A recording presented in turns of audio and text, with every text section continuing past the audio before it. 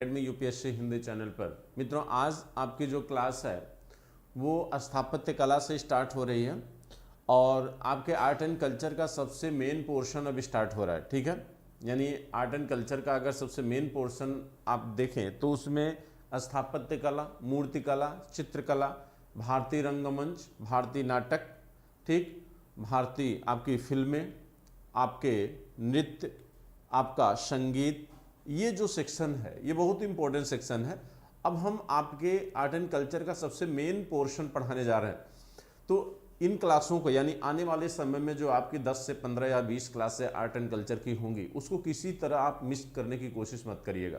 ठीक है, ये जरूर हम आपसे कहेंगे कि अगर अभी तक आपने क्लास को ज्वाइन नहीं किया है तो आने वाले समय की जो आर्ट एंड कल्चर की क्लासें हैं उसको किसी भी कीमत पर आप मिस मत करिएगा, अदरवाइज आपको समझने में बहुत प्रॉब्लम होगी, यानी आपके आर्ट एंड कल्चर का जो मेन सेक्शन है वो छूट जाएगा। ठीक है, तो यहाँ पर आप क्लास को मिस मत करिएगा। ठीक है, क्योंकि आपको समझने में भी दिक्कत होगी। अगर बीच में क्लास आप मिस करते हैं तो वहाँ पर समझने में भी प्रॉब्लम आ सकती है।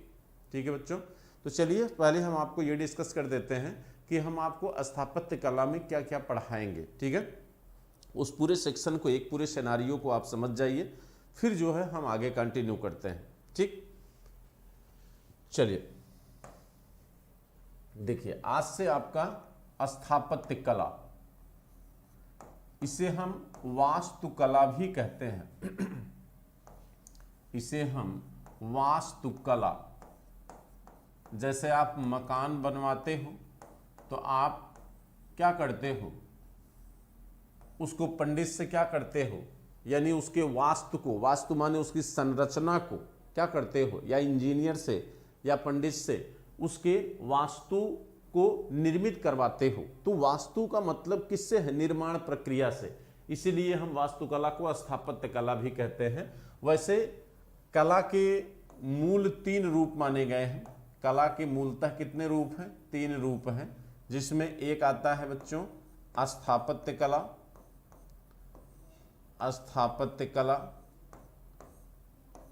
मूर्ति कला और चित्रकला। ये 3 मूल रूप हैं।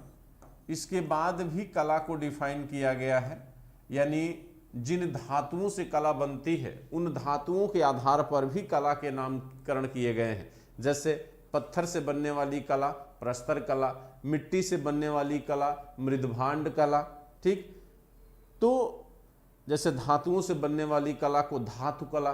तो माने वस्तुओं के आधार पर, धातुओं के आधार पर भी कलाओं का वर्गीकरण किया गया है। ठीक, फिर एक आपकी कला आती है ललित कला, उस तरह से कलाओं का वर्णन किया गया है। लेकिन आज जिसे हम पढ़ने जा रहे हैं वहां पर हम कला के मूलतः 3 रूपों का अध्ययन करते हैं। ठीक है, उन 3 रूपों में स्थापत्य कला, जिसे हम वास्तुकला भी कहते हैं, इसी को हम बच्चों वास्तुकला भी कहते हैं। ठीक है, किसे? स्थापत्य कला को। और आज हम स्थापत्य कला का ही अध्ययन करने जा रहे हैं। तो हमें मूल रूप से किसे पढ़ना है? स्थापत्य कला को। चित्रकला आपको मुख्य रूप से पढ़ा चुका हूं, जो मेन सेक्शन है। मूर्ति कला हमें पढ़ाना है, इसको हमें क्या करना है? पढ़ाना है। ठीक है, इसको हमें पढ़ाना है। तो चलिए आज शुरुआत करते हैं कहां से? स्थापत्य कला से। ठीक है, चलिए देखिए, स्थापत्य कला का जो संबंध है, देखिए स्थापत्य कला का जो संबंध है वो निर्माण प्रक्रिया से है। निर्माण प्रक्रिया से है, और मानव ने निर्माण को अपनी आवश्यकता अनुसार जन्म दिया है। निर्माण का संबंध कृत्रिमता से है। भाई पूरा पाषाण काल, यानी जब आप स्टोन एज पढ़ते हैं बच्चों, तो स्टोन एज में आप देखेंगे कि जो पूरा पाषाण काल का ड्यूरेशन है, यानी पैलियोलिथिक फेज जो है, तो पैलियोलिथिक में मानव गुहाओं में रहता था, ऐसी नदी घाटियों में रहता था, जो नदियां पहाड़ी क्षेत्रों से बहती थी और उन पहाड़ों में बनी हुई गुहाओं को वह अपना आवास बनाता था। तो वहां निर्माण जन्म नहीं लिया, क्योंकि वह बनी बनाई जो पत्थर की संरचना थी, उसी पत्थर की संरचना को उसने क्या किया? अपने घर के रूप में या अपने निवास स्थान के रूप में उसको उपयोग किया। लेकिन जब क्लाइमेट में परिवर्तन हुआ, जब क्लाइमेट में परिवर्तन हुआ तो जो ज़्यादा उपजाऊ क्षेत्र था, यानी वह क्षेत्र जो नदी घाटियों का क्षेत्र हो और उपजाऊ क्षेत्र हो और वनस्पतियों युक्त क्षेत्र हो, तो वह क्षेत्र मध्य गंगा घाटी है। या दक्षिण में आप देखेंगे तो कर्नाटक रायचूर दोआब का जो क्षेत्र है। यानी आप मध्य पाषाण काल में जब मानव मैदानी क्षेत्रों में आया तब पहली बार उसे आवश्यकता हुई आवास की। यानी मैदान में तो नेचुरल आवास नहीं था, वहां पहाड़ नहीं थे, गुहाएं नहीं थी, तब उसे महसूस हुआ कि अब हमें निर्माण करना चाहिए। तो निर्माण प्रक्रिया का जन्म जब हुआ तो उसका माना जाता है कि मध्य पाषाण काल से हुआ। तो स्थापत्य कला का प्रारंभ जो है मध्य पाषाणिक मानव यानी मेसोलिथिक फेज के मानव ने स्टार्ट किया। मेसोलिथिक फेज में मानव पहली बार मैदानी क्षेत्र में आता है और मैदानी क्षेत्रों में जब वह आवास का निर्माण करने का प्रयास किया तो वहीं से निर्माण प्रक्रिया का जन्म होता है, यानी कृत्रिम निर्माण का जन्म होता है। यानी मानव जो भी चीज बनाएगा वो कृत्रिम होगा और प्रकृति ने जिसको बनाया वो नेचुरल होगा। यानी पहाड़, नदी, घाटियां ये क्या है, नेचुरल है। मानव जिसे बनाएगा वो क्या होगा, कृत्रिम होगा, आर्टिफिशियल होगा। तो मनुष्य के द्वारा निर्मित प्रक्रिया का अध्ययन ही हम इस स्थापत्य कला के अंतर्गत करते हैं। और यह प्रक्रिया शुरू होती है कब से, मध्य पाषाण काल से। मध्य पाषाण काल से यानी मेसोलिथिक कल्चर से।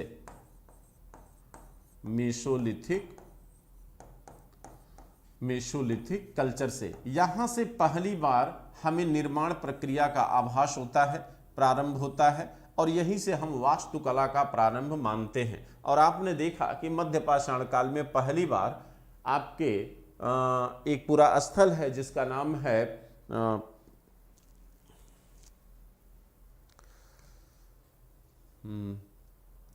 अभी बताते हैं, जहां से 14 झोपड़ियां एक साथ पाई, चौपानी मांडो 14 झोपड़ियां एक साथ पाई गई हैं।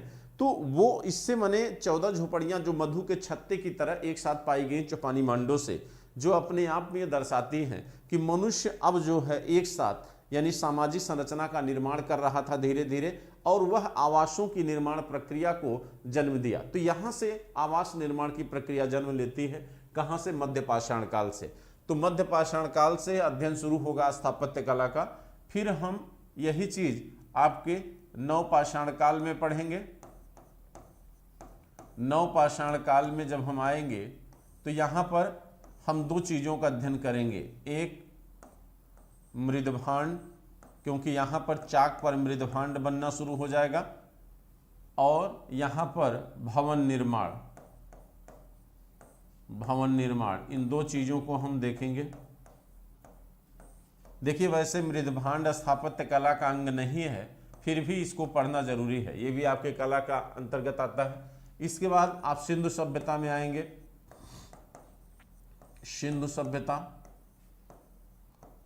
सिंधु सभ्यता में हमें क्या क्या पढ़ना है। सिंधु सभ्यता में बच्चों हमको एक पहला आपका नगर नियोजन, हम ये बता रहे हैं कि स्थापत्य कला में आप क्या क्या पढ़ेंगे। नगर नियोजन यानी नगरों की बसावट, इसके बाद नंबर 2 स्नानागार, नंबर 3 सभा भवन,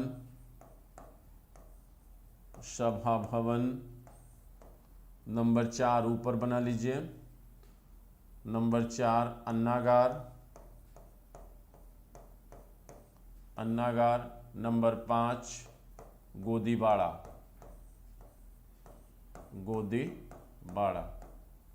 ये इतनी चीजें हम स्थापत्य कला के अंतर्गत इंडस वैली में पढ़ेंगे। ठीक है, इंडस वैली में आप क्या क्या पढ़ेंगे। नगर नियोजन, इसको पढ़ा भी चुका हूं लेकिन फिर से एक बार रिपीट कर दूंगा। स्नानागार, सभा भवन, अन्नागार और गोदीबाड़ा। ठीक है, इतने पॉइंट हम स्थापत्य कला के अंतर्गत पढ़ेंगे, किसमें, इंडस वैली में। ठीक, फिर देखिए आगे बढ़िए। अब इंडस वैली के बाद आपका वैदिक आता है।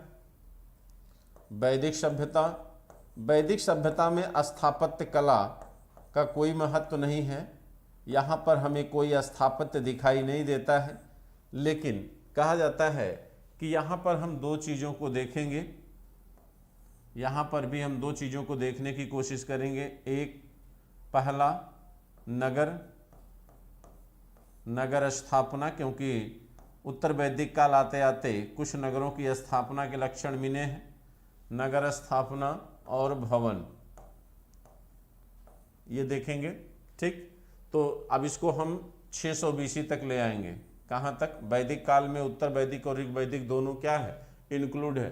ठीक, तो इसके अंतर्गत हम नगर स्थापना और भवन निर्माण को देखेंगे। इसके बाद सीधे हम आएंगे कहाँ पर? मौर्य काल में।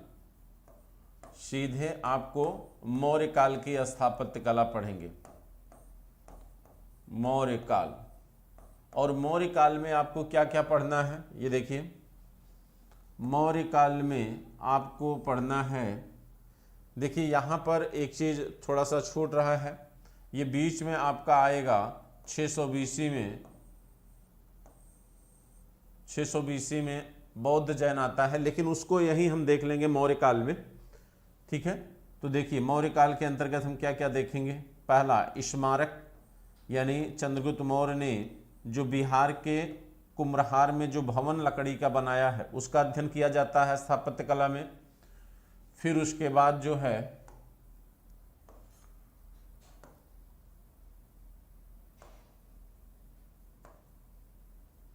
देखिए एक स्मारक पढ़ा जाएगा, फिर अशोक के अभिलेख, अशोक के अभिलेख एवं गुहालेख, अभिलेख एवं गुहालेख। फिर इसी समय मंदिर निर्माण देखेंगे, मंदिर निर्माण। फिर इसी समय मंदिर निर्माण के साथ साथ स्तूप, स्तूप कला। स्तूप कला में ही दो चीज़ें देखेंगे, बिहार निर्माण, यानी जो बौद्ध भिक्षुओं के स्थल होते थे, आवास स्थल, बिहार निर्माण, और चैत्य यानी पूजा गृह। तो ये आपकी बौद्ध कला से जुड़ी हुई चीज़ें हो जाएंगी। ठीक है, अब देखिए ये इतनी चीज़ें मौर्य काल में हम देखेंगे। स्मारक, अशोक के अभिलेख, मंदिर निर्माण, स्तूप कला। स्तूप कला में दो चीज़ें, बिहार निर्माण और चैत्य कला, ये आपकी हो गई। इसको ग्राफ बनाते चलिए आप लोग। ठीक है,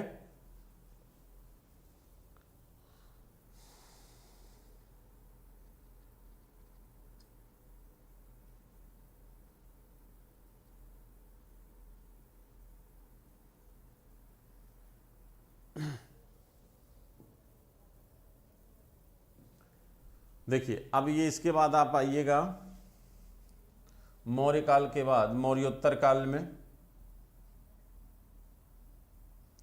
मौर्य काल के बाद आप सीधे गुप्त काल में आइए।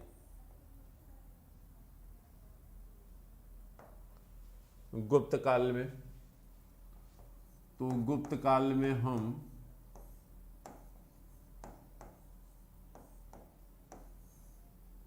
गुप्त काल में आपको मंदिर निर्माण शैली, मंदिर निर्माण शैली, मंदिर निर्माण शैली में तीन शैलियां आप देखेंगे। नागर शैली,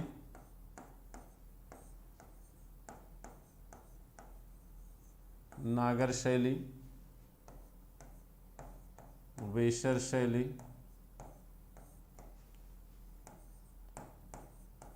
नागर शैली, वेसर शैली और आपकी द्रविड़ शैली।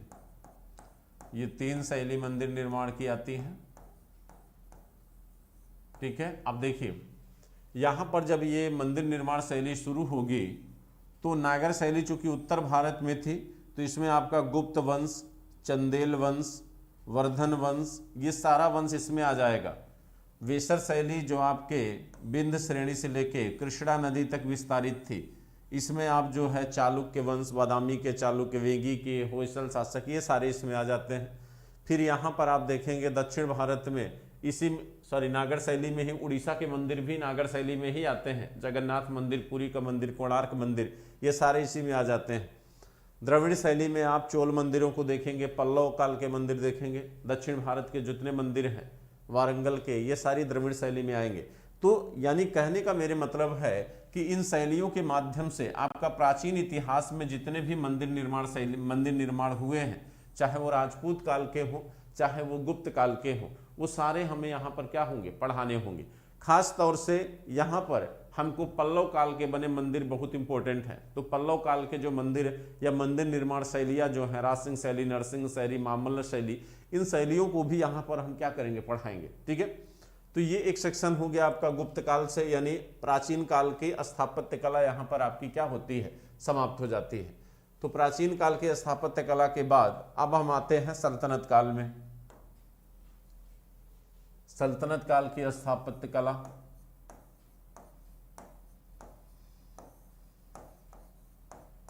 सल्तनत काल, ठीक है। सल्तनत काल में आपको क्या क्या पढ़ना है, मस्जिद निर्माण। सल्तनत काल में मस्जिद निर्माण शैली, मस्जिद निर्माण शैली और मकबरा निर्माण शैली,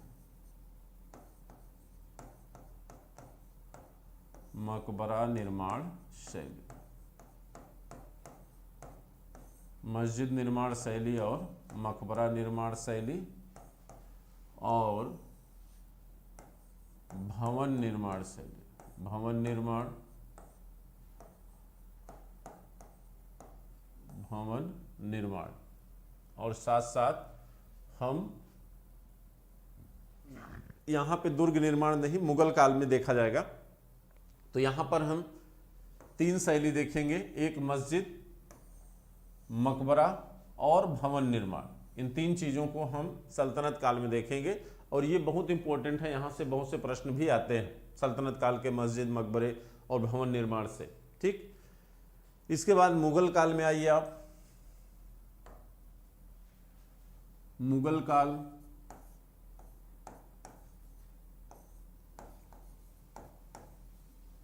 मुगल काल में यहाँ भी हम मकबरा, मकबरा निर्माण, ठीक है, मस्जिद, मस्जिद निर्माण, इसके साथ साथ हम भवन निर्माण यहाँ देखेंगे। इसी भवन निर्माण में आपके शेर मंडल, आगरा का ताजमहल, ये सारी चीज़ें आ जाएंगी इसमें। इसके साथ साथ हम दुर्ग निर्माण, दुर्ग निर्माण शैली देखेंगे, दुर्ग निर्माण शैली, ये देखेंगे। ठीक है, ये 4 चीजों का अध्ययन हम मुगल काल में, मुगल काल की स्थापत्य कला में करेंगे। मुगल काल की स्थापत्य कला, मुगल काल की स्थापत्य कला, इसमें 4 चीजें हम देखेंगे। ठीक, अब देखिए, अब आधुनिक में क्या देखेंगे आप, आधुनिक स्थापत्य कला में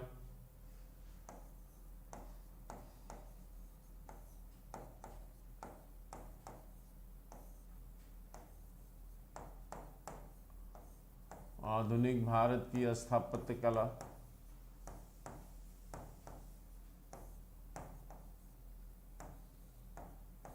इसमें आपके महत्वपूर्ण भवन है, महत्वपूर्ण भवन, जैसे आपका पार्लियामेंट है। ठीक है, पार्लियामेंट की तरह जितने भी आपके शहर में, चाहे कलकत्ता से लेके बम्बई, मद्रास तक जितने भी इम्पोर्टेंट भवन निर्मित किए गए हैं, उनका अध्ययन हम इसके अंतर्गत करेंगे। इसके अतिरिक्त इसके बाद जो है आपके महत्वपूर्ण शहर, महत्वपूर्ण शहर, जैसे दिल्ली का लुटियंस जोन्स, ठीक है, दिल्ली का जैसे लुटियंस जोन्स है, इस तरह से हम यहाँ पर देखेंगे। तो आधुनिक भारत ये भी एक इम्पोर्टेंट है, यहाँ से भी प्रश्न पूछे जा सकते हैं, तो इसको भी देखेंगे। ठीक है, चलिए, तो आज हमने ये क्लियर किया आपका कि क्या क्या आपको स्थापत्य कला के अंतर्गत पढ़ना है बच्चों, किन किन चीज़ों को आपको देखना है। ठीक है,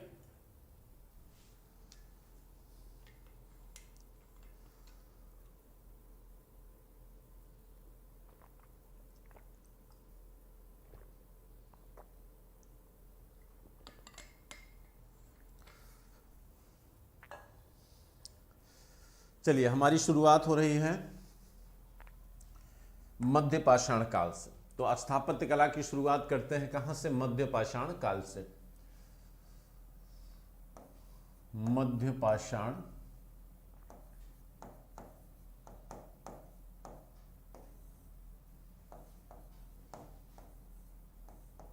मध्य पाषाण काल यानी मेसोलिथिक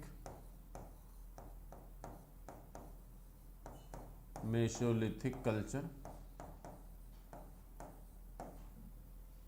देखिए, मेसोलिथिक कल्चर कहते हैं कि स्थापत्य कला की शुरुआत किस काल से मानी जाती है? मध्य पाषाण काल से मानी जाती है। क्यों मानी जाती है? इसलिए मानी जाती है, कहा जाता है कि मध्य पाषाण काल के पहले आपका उच्च पुरा पाषाण काल है।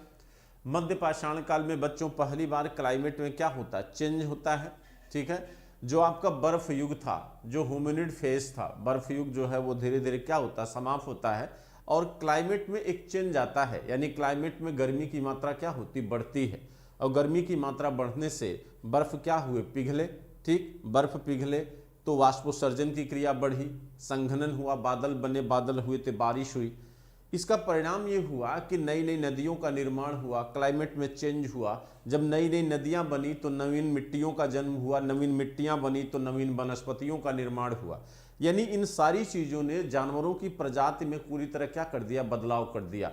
यानी ऐसी वनस्पतियों का निर्माण हो गया जो खाई जा सकती थी। यानी अब कहा जाता है कुछ ऐसे जानवरों की प्रजाति विकसित हुई जो इन वनस्पतियों पर निर्भर थी, यानी शाकाहारी जानवरों का जन्म होता है मध्य पाषाण काल में। और तभी जाकर यहाँ पर एक नई प्रक्रिया का जन्म होता है जिसे आप क्या कहते हैं? पशुपालन की प्रक्रिया। ठीक है, दूसरी चीज ये हुआ कि कहा जाता है कि जब मैदानी क्षेत्र का निर्माण हुआ तो मैदानी क्षेत्र में जंगलों का निर्माण हुआ, नदी घाटियों में। अब इन जंगलों में शिकार करने जाना था तो पहाड़ से उतर कर जाता मानो, और ये जंगल पहाड़ से दूर थे, ये नदी घाटी मैदानी क्षेत्रों में बनी हुई नदियां थी। यानी जैसे एग्जाम्पल के रूप में अगर आप देखें तो जो आपका जैसे बिंद क्षेत्र लीजिए, जैसे आप देखिए, आप अगर मैप देखे होंगे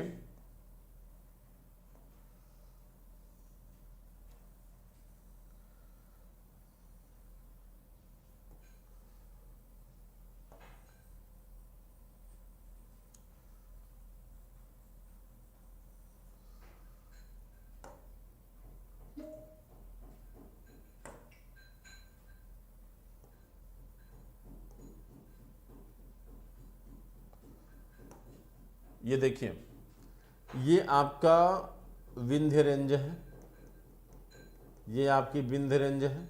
ठीक है, और ये है आपके गंगा यमुना दोआब, ये गंगा यमुना दोआब है, ये आपकी गंगा यमुना दोआब है, यानी ये क्षेत्र है।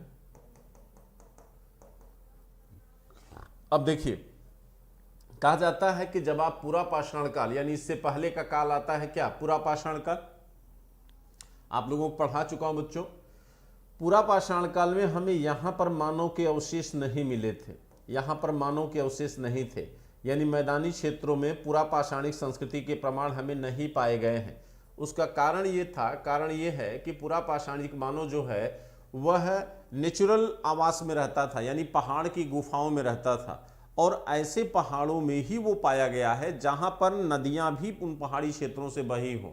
इसीलिए आप देखिए तो पुरा पाषाणिक मानव के जो अवशेष हैं वो सोहन नदी घाटी में, दक्षिण में मद्रास नदी घाटी देखेंगे आप, फिर यहाँ पर व्यास गंगा घाटी है, फिर लूनी नदी घाटी है, फिर प्रवरा नदी घाटी है, यानी नदी घाटियों में ही पुरा पाषाणिक संस्कृति के अवशेष पाए गए हैं। ठीक। उसका कारण ये था कि वहां पर पानी और पत्थर दोनों चीज एक साथ उसे उपलब्ध थे, तो उसी पहाड़ की गुफाओं में वो रह भी लेता था, उसी पत्थर से वो शिकार भी कर लेता था और उसी नदी के पानी भी वो पी लेता था। लेकिन कहा जाता है मध्य पाषाण काल में जब मौसम परिवर्तन हुआ, क्लाइमेट में चेंज हुआ, तो यहाँ पर ये मैदानी क्षेत्र का निर्माण हुआ जहाँ पर पहाड़ नहीं थे। अब ये देखो, ये बिंद श्रेणी है, ये देखिए ये क्या है, ये बिंद की श्रेणी है बच्चों। अब अगर यहाँ पर इन जंगलों में शिकार करने इस मानव को जाना होगा, तो मानव यहाँ पर इन मैदानी क्षेत्रों में कहाँ से आएगा? इन्हीं बिंद के क्षेत्रों से आएगा, इन्हीं बिंद के क्षेत्र से आएगा। तो कहा जाता है कि ये जो मानव है, ये देखिए मनुष्य यहाँ से धीरे धीरे शिकार के लिए इन क्षेत्रों में आना शुरू किया, इन क्षेत्रों में आना शुरू किया। तो क्या करता था? पहले यहाँ से पत्थर लेकर आता था, पहले यहाँ से पत्थर लेकर आता था। अब यहाँ से जब वो जंगल में जाएगा तो यहाँ से अकेले तो नहीं जाएगा, क्योंकि उसे भी जान का डर है कि भाई जानवर उसका भी तो शिकार कर सकता है, तो समूह में जाएगा, समूह में जाएगा।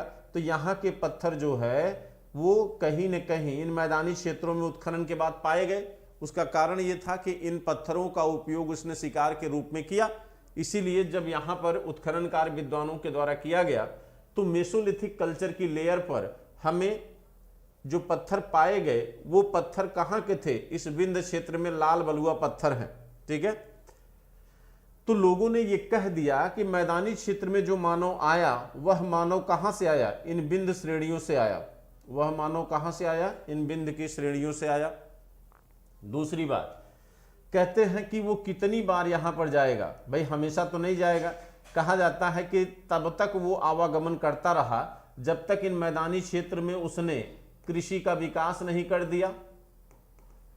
अब देखिए, कहते हैं कि यहीं पर संत कबीर नगर उत्तर प्रदेश में एक स्थल है जिसका नाम है लहुरा देवा।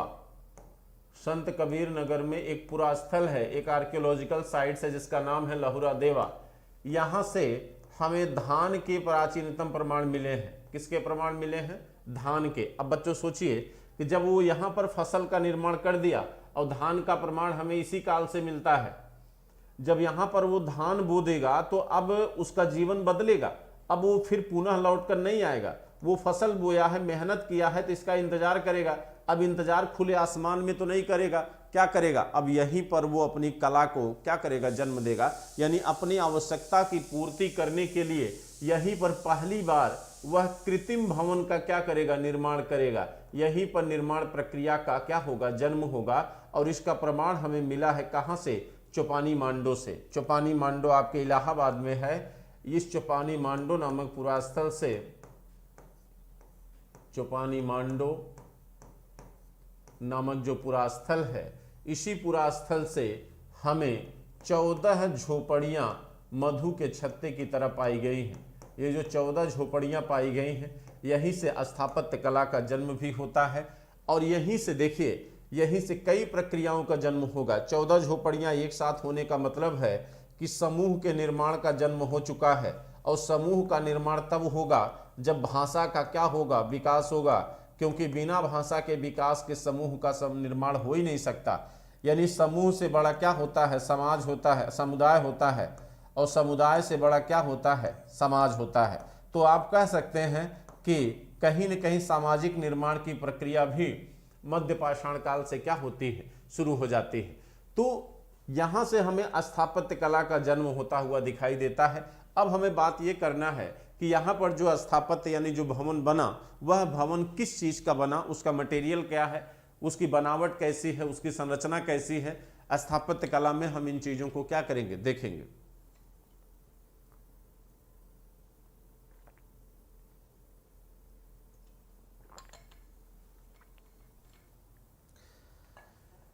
चलिए अब देखिए, कहते हैं कि यहां जब मानव आया तो भाई सीधी सी बात, वो पत्थर लेकर यहां तक तो नहीं आ सकता। भवन निर्माण में अधिकतम पत्थरों की जरूरत होगी। तो वो बिंद क्षेत्र से पत्थर लेकर नहीं जाएगा, क्योंकि उसमें परिवहन का साधन भी नहीं था कि वो यहाँ के पत्थरों को यहाँ ले आता। तो वो कोई और विकल्प ढूंढेगा। तो विकल्प में क्या दिखेगा उसे? भाई यहाँ पर चूंकि नवीन नवीन नदियों का निर्माण हुआ, मिट्टियों का निर्माण हुआ है, तो यहाँ पर घास है, नरकंडे हैं, बम्बूज हैं, वो उपयोग में लाएगा उसको, ठीक है। यानी इन मैदानी क्षेत्रों में जो उसे दिखेगा प्रकृति में, उन्हीं प्राकृतिक माने प्रकृति की चीजों को ही वो अपने आवास के लिए क्या करेगा, निर्मित करेगा। तो देखा गया है कि जो मध्य पाषाणिक आवास हैं वो इस तरह से बने हुए हैं, उनमें एक निश्चित आकार नहीं है, एक निश्चित संरचना नहीं है।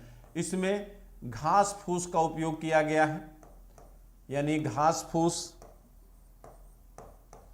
सरकंडे,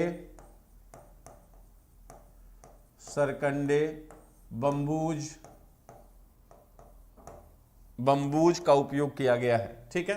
अब देखिए, तो भाई अगर हम घास फूस या बम्बूज या सरकंडे का उपयोग करेंगे तो इससे क्या होगा कि जब इस सभ्यता के ऊपर एक नई सभ्यता का उदय होगा, यानी जब इस पर मिट्टी की लेयर जब ढक लेगी इस लेयर को, यानी सपोज करिए जैसे मान लीजिए ये हमने उत्खनन कार्य यहां पर किया और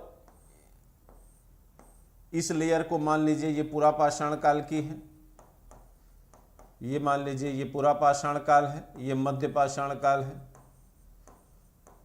ये आपका मध्य पाषाण काल बच्चों, ये आपका नवपाषाण काल, ये आपका नवपाषाण काल। अब देखिए हमें आवास निर्माण की प्रक्रिया यहाँ से दिख रही है, लेकिन जब इसी धरातल के ऊपर नवपाषाण काल का विकास हुआ तो यहाँ के जो भवन थे वो दब गए, वो सड़ गए, चूंकि ये घास फूस के बने थे। लेकिन हमें ये पता कैसे चला कि नहीं इस काल में लोगों ने मकान बनाना शुरू कर दिया था? तो हुआ ये कि जहाँ पर इन्होंने ये मकान बनाए थे भाई, मिट्टी के अंदर इन्होंने उत्खनन कार्य करके ये बम्बूज के डंडों को उस मिट्टी के होल में इन्होंने क्या किया था, डाला था। और मान लीजिए ये एक बम्बूज है, सपोज करिए इतना पोर्शन ये मिट्टी के अंदर है, ये मिट्टी के क्या है, मिट्टी के अंदर है, और ये भाग मिट्टी के ऊपर है। तो जब नई सभ्यता का उदय होता है तो ये वाला जो पोर्शन है ये नष्ट हो जाता है, दब के मिट्टी में क्या हो जाता है, सड़ जाता है।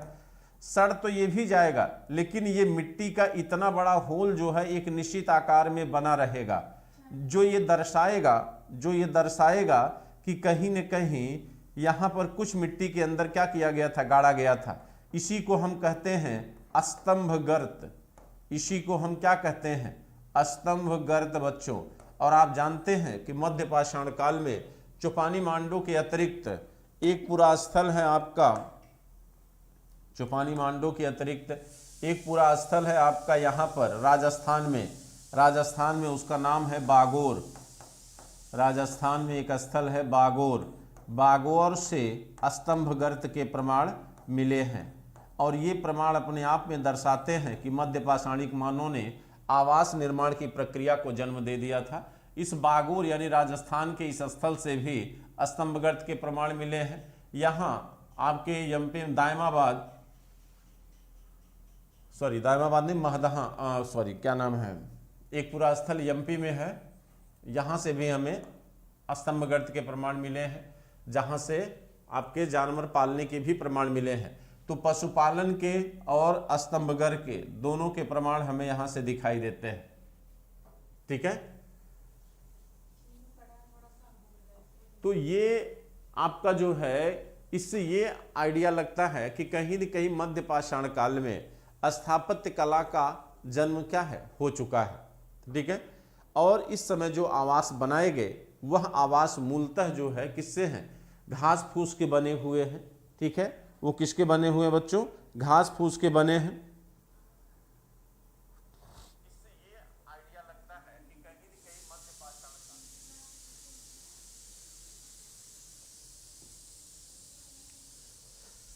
ठीक है। अब देखिए नवपाषाण काल में आते हैं। नवपाषाण काल में हमें क्या दिखता है,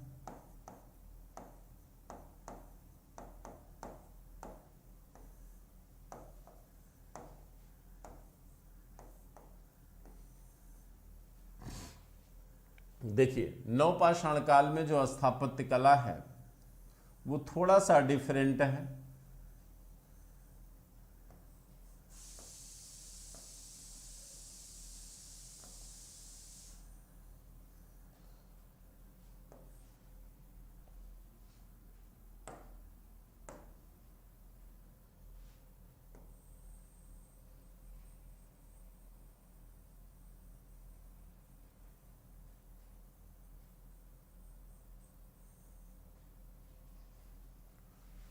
देखिए कहते हैं नवपाषाण काल को अगर आप देखेंगे तो ये जो उत्तर पश्चिम का क्षेत्र है यहाँ पर ये 7000 BC प्राचीन है, यहाँ पर 7000 BC है, यहाँ पर लगभग ये 5500 BC है।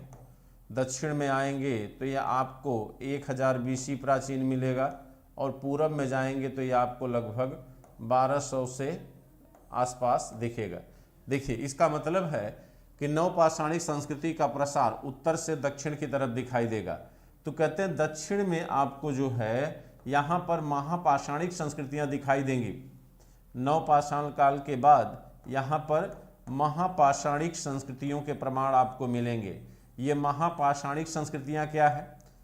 महापाषाणिक संस्कृतियों में आप देखेंगे कि यहाँ पर मनुष्य को दफनाने की जो प्रक्रिया है वह पत्थरों के नीचे यानी पत्थरों से मनुष्य की समाधि बनाने का प्रमाण हमको यहाँ से दिखेगा। ठीक है। अब उत्तर भारत में अगर देखें तो यहाँ कश्मीर में एक स्थल है जिसका नाम है बुर्ज होम। यहाँ पर मकानों की बनावट में थोड़ा सा अंतर हमें दिखाई देगा। कहते हैं जो बुर्ज होम नामक पूरा स्थल है यहाँ से हमें गर्तावास के प्रमाण मिले हैं। किसके प्रमाण? गर्तावास के प्रमाण, यानी अंडरग्राउंड हाउस। गर्तावास यानी मिट्टी के नीचे, जैसे आज अंडरग्राउंड आवास बनते हैं उस तरह के आवास बनाए गए हैं। जैसे शहरों में आप देखते हैं कि मिट्टी को खोदकर एक फ्लोर जो है सतह के नीचे बना दिया जाता है, जिसको अंडरग्राउंड आप कहते हैं। इसे गर्तावास कहा गया। और दूसरे यानी मध्य पाषाण काल में निर्मित हुए जो घास फूस के मकानों की संरचना थी वो अभी भी कंटिन्यू चल रही है। घास फूस के मकान, घास फूस के मकान और गर्तावास। तो यहाँ पर मकान निर्माण की हमें दो संरचना दिखाई देती है। यहाँ पर मकान निर्माण की दो तरह की संरचना दिखाई देती है। कहते हैं गर्तावास में जो है यहाँ पर दीवालों को लेपित किया गया है, दीवालों को लेपित किया गया है। और घास फूस के जो मकान हैं, ये सपोज करिए ये मकान है, ये जो दीवालें हैं ये दीवालें हैं, ये घास फूस और सरकंडों की बनी हुई हैं, लेकिन इन पर क्या किया गया है कि मिट्टी का लेप लगाया गया है। इनको दोनों तरफ से गीली मिट्टी से लेप लगाकर क्या किया गया? चिकना किया गया है, ताकि ये क्या हो, लंबे समय तक चल सके। और सतह को भी समतल करके उस पर भी मिट्टी का लेप लगाया गया है। लेकिन कहीं भी हमें पत्थरों का उपयोग दिखाई नहीं देता अभी। ठीक है। तो सामान्य रूप से जो मकान है इनमें सौंदर्य और सजावट की संकल्पना यहाँ पर दिखाई देती है। तो नवपाषाण काल में थोड़ा सा डिफरेंट हमें दिखा, थोड़ा सा अंतर देखा। और वो अंतर ये है कि यहाँ पर घास फूस के मकानों के साथ साथ गर्तावास के प्रमाण भी हमको दिखाई देते हैं।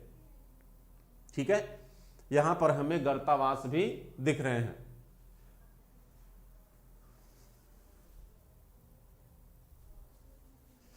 अब देखिए कहते हैं नवपाषाण काल में भवन निर्माण की एक नई संकल्पना आपको गर्तावास दिखी। अच्छा, इसी काल में सबसे पहली बार रंगों का उपयोग शुरू होता है। रंगों का उपयोग शुरू हुआ।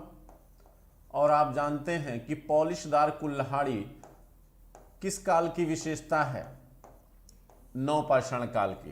पॉलिशदार कुल्हाड़ी सबसे पहले, यानी जो पत्थर के उपकरण बनते थे उन पत्थर के उपकरणों में रंगों का प्रयोग सबसे पहले नवपाषाण काल में ही किया गया। इसके बाद जो है यहां पर यह देखा गया कि नवपाषाण काल में जो मृदभांड बने हैं, मृदभांड ये चाक पर बने हुए हैं। ये किस पर बने हैं? चाक पर बने हैं। यद्यपि मृदभांड निर्माण सबसे पहले मध्य पाषाण काल में शुरू होता है, लेकिन मध्य पाषाण काल के जो मृदभांड, मृद माने मिट्टी, भांड माने बर्तन, यानी मिट्टी के बने बर्तन। ठीक है। लेकिन मध्य पाषाण काल में जो मृदभांड बने थे वो चुटक विधि से बने थे। वो किस विधि से बने हैं बच्चों? चुटक विधि से। चुटक विधि माने हाथ से, जैसे बचपन में आप बनाते थे। इसका मतलब है कि मध्य पाषाण काल में इनका निर्माण जो है वो व्यक्तिगत उपयोग के लिए है। वह किसके लिए है? व्यक्तिगत उपयोग के लिए है। लेकिन नवपाषाण काल में इनका निर्माण चाक पर किया जा रहा है। इसका मतलब है कि इनका उपयोग जो है वह व्यावसायिक है, इनका निर्माण जो है वह व्यावसायिक उद्देश्य से किया जा रहा है। और जब भी आप किसी भी चीज़ का उपयोग या निर्माण व्यावसायिक उद्देश्य से करते हैं तब उसमें अलंकरण की संभावना क्या होती, बढ़ जाती है, यानी उसमें सजावट की संभावना बढ़ जाती है, क्योंकि अलंकरण जो होता है वो आकर्षण को जन्म देता है। और व्यवसाय में आकर्षण एक बहुत बड़ी संभावना होती है, क्योंकि बिना आकर्षण के बाजार में उस वस्तु या उत्पाद की बिक्री क्या होती है, नहीं बढ़ पाती है। तो आकर्षण को बढ़ाने के लिए अलंकरण की जरूरत होती। इसीलिए आप देखेंगे कि नवपाषाण काल के जो मृदभांड हैं उनमें रंगों की सजावट की गई है, रंगों का उपयोग किया गया है, और लाल गुलाबी रंगों का उपयोग हुआ है। ठीक है, तो अंदर और बाहर दोनों तरफ रंगों का उपयोग करके उन मृदभांडों को सजाने की कोशिश की गई है।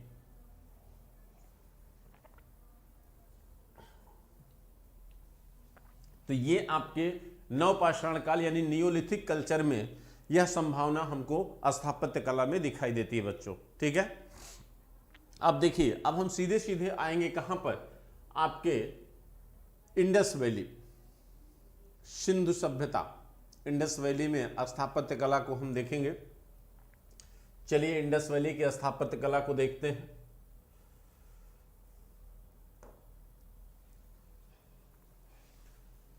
अब देखिए इंडस वैली में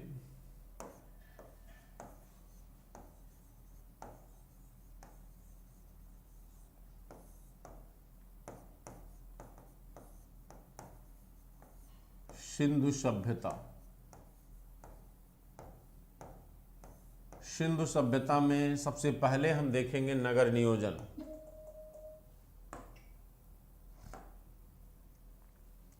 सबसे पहले आप क्या देखेंगे, नगर नियोजन।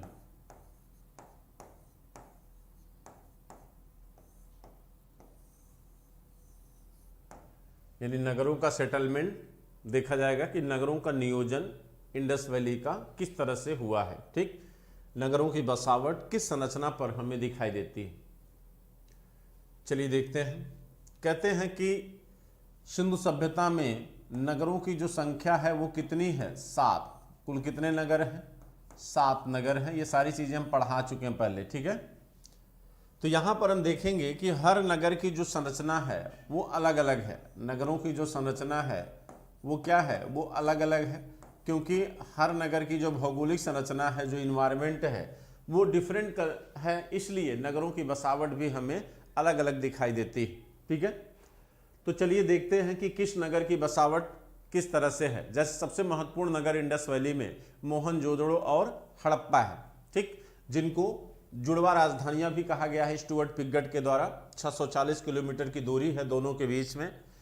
तो अगर यहाँ पर मान लीजिए हम 7 नगरों का ये कॉलम बना दें। ठीक है, ये 7 नगरों की संरचना है, ये भौगोलिक संरचना है 7 नगरों की।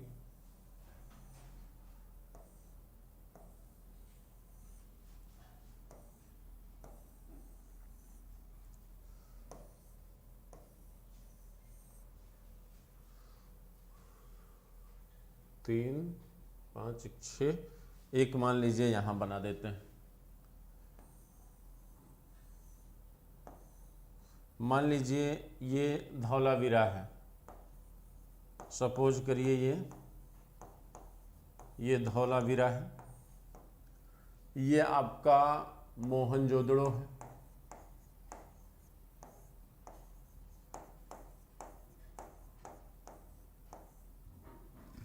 ये मोहनजोदड़ो,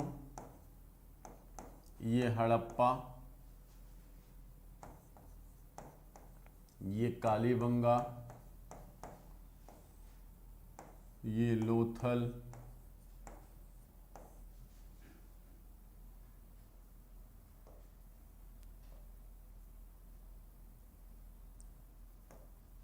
लोथल हो गया। सपोज करिए चन्हूदड़ो है, ये मान लीजिए ये बनवाली,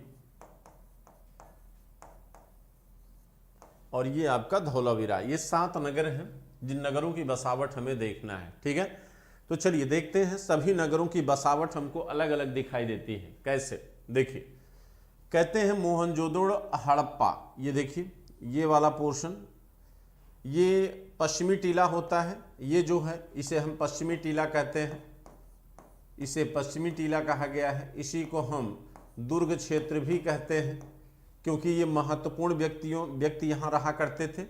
ठीक है, हड़प्पा और मोहनजोदड़ो में सारे जो ये माने इस पोर्शन वाले जो क्षेत्र हैं उनको दुर्ग क्षेत्र कहा गया है। और दुर्ग क्षेत्र इसलिए कहा गया है क्योंकि इन क्षेत्रों में, दुर्ग क्षेत्र इनको इसलिए कहा गया है क्योंकि इन क्षेत्रों में जो प्रशासनिक वर्ग या राजा वर्ग रहता था वह रहा करता होगा, इसलिए दुर्गीकरण भी इसी क्षेत्र का किया गया है। लेकिन जो विभाजन है, जो इस क्षेत्र का, इस क्षेत्र से जो विभाजन है वो कई तरीके से किया जा सकता था। या तो आप बीचों बीच दीवार डाल देते, या इस पोर्शन को ऊपर उठा देते। ऊपर उठाने के लिए यहाँ पर मिट्टी को पाटना पड़ता, यानी मिट्टी डालना पड़ता, ताकि यह ऑटोमेटिक इससे क्या होता, ऊपर हो जाता। तो जब ये पोर्शन ऊपर हो जाएगा तो ये इससे ऑटोमेटिक अलग हो जाएगा।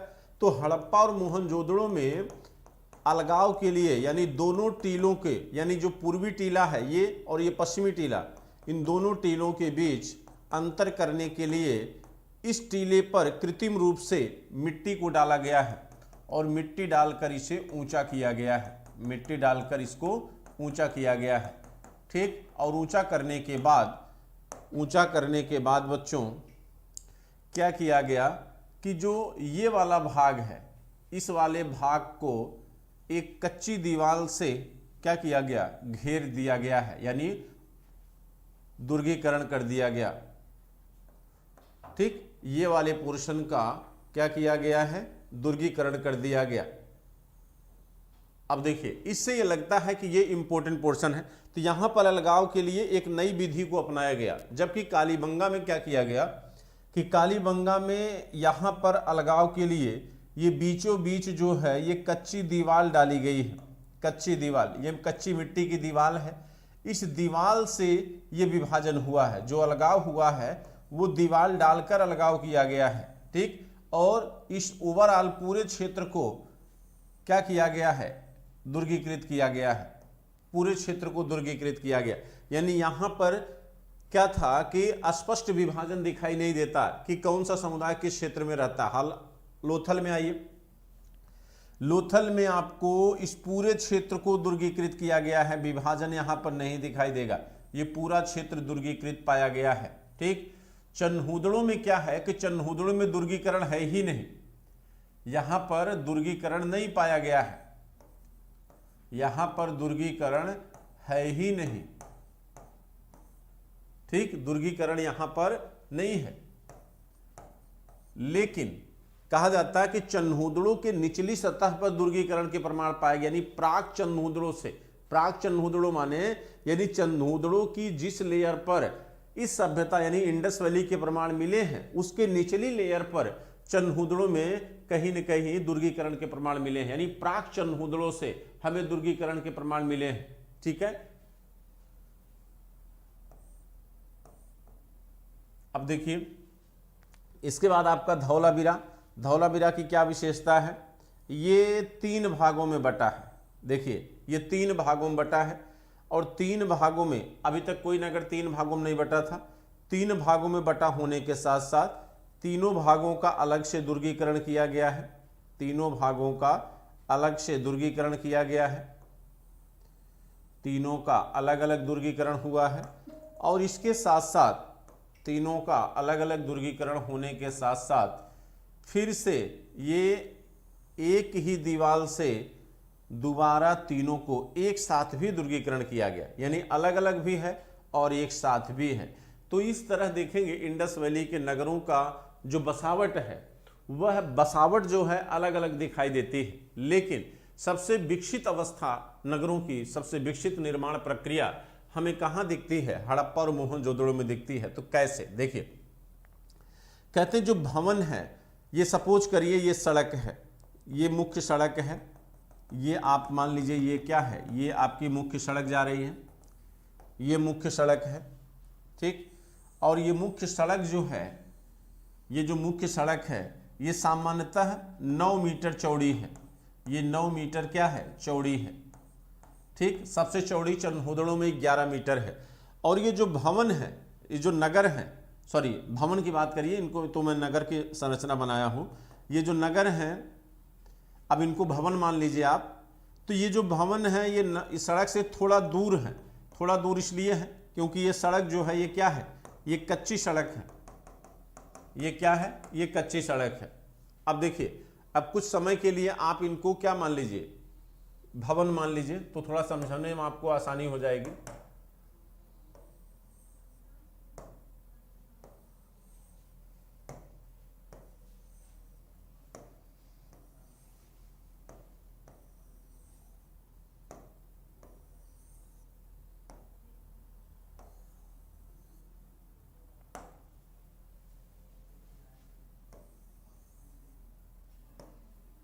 अब देखिए, सपोज करिए ये क्या है, भवन है। इसी तरह मान लीजिए इस साइड में भी भवन बने हैं, इस साइड में भी भवन है। ठीक, ये भवन हो गए। अब देखिए, ये मुख्य सड़क है। एक सड़क इनकी सहयोगी सड़क है जो वर्गाकार काटती है। नगरों में एक जो सहयोगी सड़क है वह ऐसे आती है। ये जो सड़क है, अब देखिए यहां पर चौराहे का निर्माण हुआ, ये चौराहा बना। ये सड़क जो है ये सामान्यतः 3 मीटर चौड़ी है। ये कितनी चौड़ी है, 3 मीटर चौड़ी है। ठीक, ये जो भवन है ये 1 मंजिले से बहुमंजिले हैं, 2 मंजिले के भवन भी हैं। ठीक है,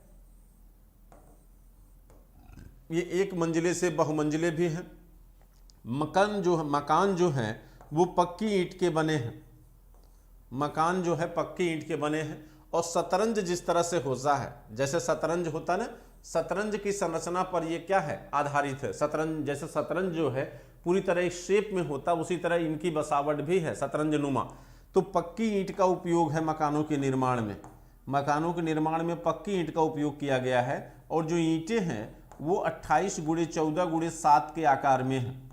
यानी इसको आप कहते हैं कि 4:2:1 के अनुपात में है। ये ईंटें 1 के अनुपात, इस अनुपात में है। लेकिन सबसे बड़ी ईंट का उपयोग जो है वो मोहनजोदड़ो में किया गया है। सबसे बड़ी ईंट का उपयोग जो है कहाँ पर हुआ है, मोहनजोदड़ो में हुआ है सबसे बड़ी ईंट का उपयोग।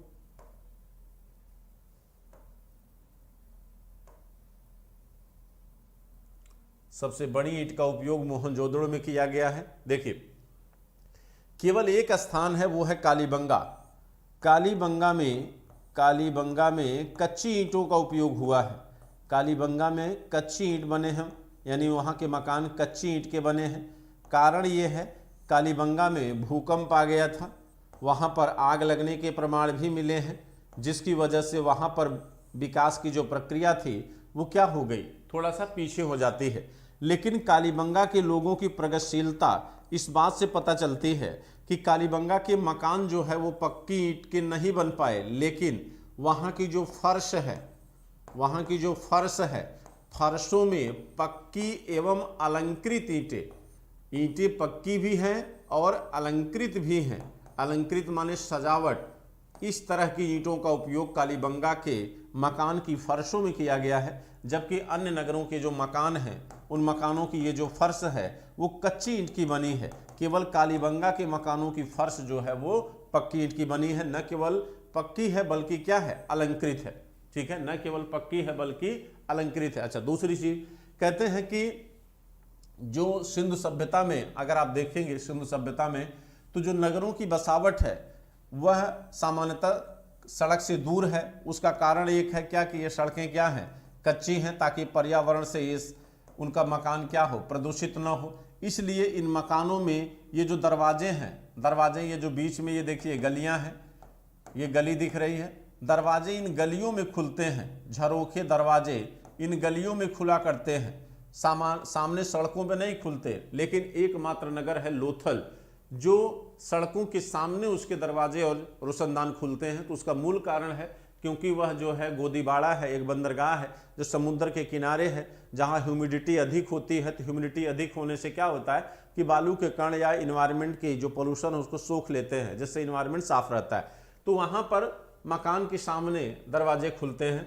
लेकिन अन्य नगरों में गलियों में दरवाजे खुलते हैं। देखिए, मकानों के अंदर जो है कुएं होते थे और बूचड़ खाने भी पाए गए, यहाँ पर जो है आपका टॉयलेट भी बना हुआ है।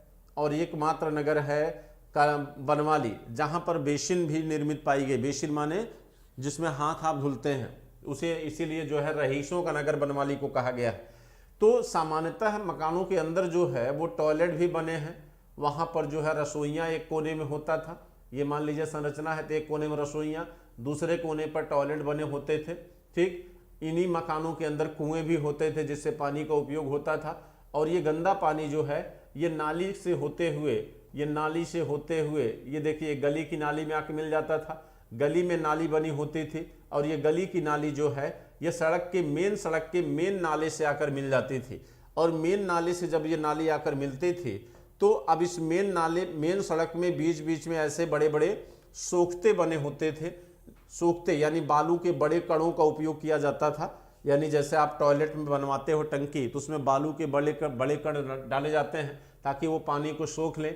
उसी तरह यहाँ बीच में, सड़कों के बीच में बड़े बड़े सोख्ते बनाए गए हैं जो इस गंदे पानी को क्या करते थे, सोख लेते थे। और ये पानी नदियों तक नहीं पहुँच पाता था। यानी पर्यावरण के प्रति जो अवेयर यहाँ पर दिखाई देती है, अवेयरनेस, वो हमें शायद आज भी नहीं है। ठीक, ये नदियों को सुरक्षित रखने का एक तरीका था। दूसरी चीज आप कह सकते हैं कि जितना भी सिस्टम आपको डेवलप दिख रहा है यहाँ पर, वह तभी हो सकता था, या पर्यावरण के तौर पर आप अगर देखें तो जो साफ सफाई इस नगरों में दिखाई दे रही है वो कहीं न कहीं किसी नगर पालिका, नगर निगम जैसे संरचना को भी बताता है कि नहीं, इस तरह की संरचना इंडस वैली में रही होगी, तब जाकर कहीं न कहीं इस तरह की व्यवस्था संभव बनी होगी। ठीक है, दूसरी हम देखें तो पक्की ईंटों का उपयोग है। मकान एक मंजिले से 2 मंजिले हैं, व्यवस्थित सड़कें हैं, सड़कों का अपना एक जाल है, जल निकासी व्यवस्था भी बेहतर तरीके से निर्मित की गई है। धौलावीरा जो है यहाँ पर सफ़ेद ईंटों का उपयोग किया गया है निर्माण में। धौलावीरा में सफ़ेद ईंटों का उपयोग है। तो धौलावीरा की अपनी एक अलग विशेषता है, यानी अन्य नगरों में ईंटों का उपयोग है, यहाँ सफ़ेद ईंटों का उपयोग है। यहाँ तालाब पाया गया है, खेल का मैदान पाया गया, साइन बोर्ड पाया गया धौलावीरा में। ये सारी संरचना अपने आप में दर्शाती है कि आधुनिक भारत में जिन स्थापत्य कलाओं को आप विकास का प्रतिरूप मानते हैं, वो स्थापत्य कला हमें इंडस वैली में भी दिखाई देती है। ठीक है, तो इस तरह यहाँ पर अगर देखें तो इन नगरों की जो बसावट है वो पूरी तरह क्या है, व्यवस्थित है। एक बेहतर जल निकासी व्यवस्था है, एक सड़क निर्माण की व्यवस्था है। ठीक है, भवन निर्माण की सुव्यवस्थित संरचना दिखाई दे रही है, नगरों के बसावट की एक व्यवस्थित संरचना दिखाई दे रही है। यानी सोच समझकर इन नगरों की संरचना का निर्माण किया गया है। अच्छा, नगरों में भी आप देखेंगे तो आपको नगरों में केंद्रीकरण दिखाई देगा। जैसे आप देखेंगे जो मुख्य नगर होगा, ये सबसे बड़ा नगर होगा, इसके बगल बगल जो है छोटे छोटे नगरों का निर्माण किया गया है, छोटे छोटे नगर हैं। फिर इसके अगल बगल भी और छोटे छोटे नगर हैं। यहाँ हर नगर के बगल में अन्य छोटे छोटे नगर आपको दिखाई देंगे। जैसे आज भी देख लीजिए, आपके यहाँ 4 मेट्रोपॉलिटन सिटीज़ हैं, वर्तमान में शायद वो 7 हो गई हैं, जैसे कलकत्ता, बम्बई, दिल्ली, चेन्नई। और उन नगरों के बगल में देखिए तो इस तरह के नगर दिखाई देंगे। मेट्रोपॉलिटन सिटीज़ के बगल में इस तरह के नगर दिखाई दे रहे हैं। जैसे दिल्ली के बगल में देख लो, गाजियाबाद है, मेरठ है, तमाम है, फरीदाबाद है, गुड़गांव है। ठीक, और उन नगरों के बगल में आप देखो तो और छोटे छोटे नगर दिखाई देंगे।